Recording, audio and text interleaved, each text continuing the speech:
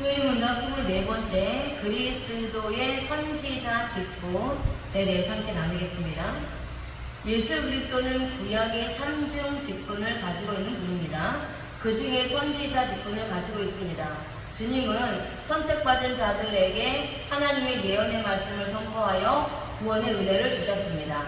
구약의 예언자들은 예수 그리스도가 이 땅에 오실 것을 예언했습니다. 예수 그리스도는 이 땅에 예언된 대로 오셔서 천국 복음을 선포하는 선지자 직분을 감당하셨습니다. 예수 그리스도는 구속의 역사를 선택받은 자에게 가르쳐 주십니다. 요한복음 15장 15절에 이제부터는 너희를 종이라 하지 아니하니 종은 주인이 하는 것을 알지 못하느나 너희를 친구로 하였노니 내가 내 아버지께 들은 것을 다 너희에게 알게 하였습니다. 아멘. 주님은 창세전에 선택받은 자들을 종이라 하지 않습니다. 종은 주인이 하는 것을 알지 못하기 때문입니다. 주님은 나를 친구로 하셨습니다. 가장 친한 친구처럼 모든 것을 가르쳐주는 자로 여겨주셨습니다. 주님은 하나님 아버지께 들은 것을 다 나에게 가르쳐서 알게 해주셨습니다. 친구라 하였노니 라는 단어는 에이레카입니다. 말하다 라는 뜻이고 레오 라는 단어에서 왔습니다. 예수 그리스도는 창세전에 선택받은 자들을 종이라 부르지 않고 친구라 선포하여 말씀하셨습니다. 구원받은 나에게는 율법의 종이 아닙니다. 구원받고 난 후에는 율법의 종이 아니라는 것이죠. 주님이 가장 친한 친구로 선포하여 주셔서 비밀을 모두 말씀하십니다. 이러한 일들이 실제로 있습니다. 나는 주님과 친구의 신앙생활을 하고 있습니다. 다시 율법의 종으로 돌아가지 않습니다. 직설법과 완료 시제를 사용하기 때문입니다. 주님께서 나에게 친구라고 선포하여 끝난 것을 말합니다. 알게 하였음이라는 단어는 에그노리사입니다. 알리다, 알게 하다라는 뜻이고 이 단어는 그노리죠 라는 단어에서 왔습니다. 예수 그리스도는 하나님 아버지께 들은 것을 모두 택함받은 나에게 가르쳐서 알게 해주십니다. 구원받은 자가 하나님에 대하여 아는 것은 확실합니다. 직설법을 사용했다는 것은 주님께서 나에게 하나님에 대하여 낱낱이 가르쳐 주셨다는 의미입니다. 과거 시제를 사용합니다. 내가 이미 창세전에 예수 그리스도 안에 있었기 때문에 하나님도 알고 예수 그리스도도 알고 있었다는 의미입니다. 십자가 복음은 인간 스스로는 절대 깨닫지 못합니다. 주님께서 계시에 보여주셨기 때문에 알게 됩니다. 요한복음 20장 31절에 오직 이것을 기록하면 너희로 예수께서 하나님의 아들 그리스도이심을 믿게 하려 함이요 또 너희로 믿고 그 이름을 힘입어 생명을 얻게 하려 함이니라. 아멘. 하나님께서 성경을 기록한 목적은 예수 그리스도를 하나님의 아들임을 믿게 하기 위해서입니다.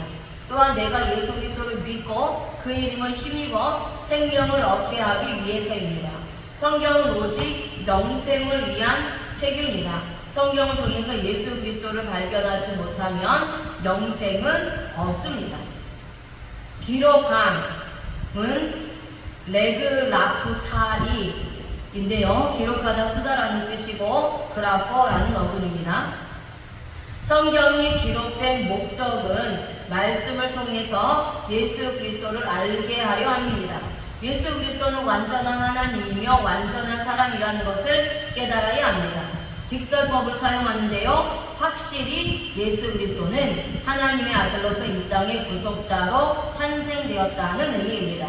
완료 시제를 씁니다. 예수 그리스도는 하나님의 아들이라는 것이 변함이 없다는 의미입니다. 세월이 흘러도 성경은 오직 예수 그리스도가 하나님의 아들이며 구원자라는 것을 증거합니다. 성경을 기록한 것은 인간이 기록한 것이 아니라 성령 하나님의 감동에 의해서 기록된 것임을 말합니다.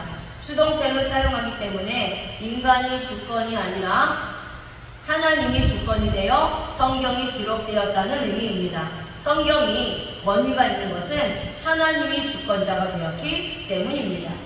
생명을 얻게는 에케테입니다. 가지다, 소유하다 라는 뜻이고 에코라는 뜻에서 왔습니다. 성경을 기록함은 선택받은 자들이 성경을 읽으면서 예수 그리스도를 깨달아 영생을 갖고 자신의 것으로 소유하도록 하려고 기록되었습니다. 우리가 성경을 읽으면서 세상의 지식을 얻으려고 하면 영생을 소유할 수 없습니다. 육체의 눈을 가지고 성경을 지금 읽으면 영생을 얻을 수 없습니다. 하지만 영적인 눈으로 읽으면 예수 그리스도가 보이고 영생을 얻을 수 있습니다. 가정법과 현재 시제를 사용합니다. 우리는 예수 그리스도의 이름을 힘입어 영원한 생명을 소유한 자가 되었습니다. 주님은 선지자의 직분을 가지고 나에게 복음을 선포하여 영생을 소유할 수 있도록 하셨습니다. 현재 나는 어떻게 성경을 읽고 있는지 생각해 보아야 합니다. 베드로후서 1장 21절에 예언은 언제든지 사람의 뜻으로 낸 것이 아니요 오직 성령의 감동하심을 받은 사람들이 하나님께 받아 말한 것입니다. 아멘. 하나님의 말씀인 예언은 언제든지 사람의 뜻으로 낸 것이 아닙니다. 오직 성령의 감동하심을 받은 사람들이 하나님께 받아서 말했습니다. 성경은 인간의 소리가 아니라 하나님의 소리임을 알아야 합니다.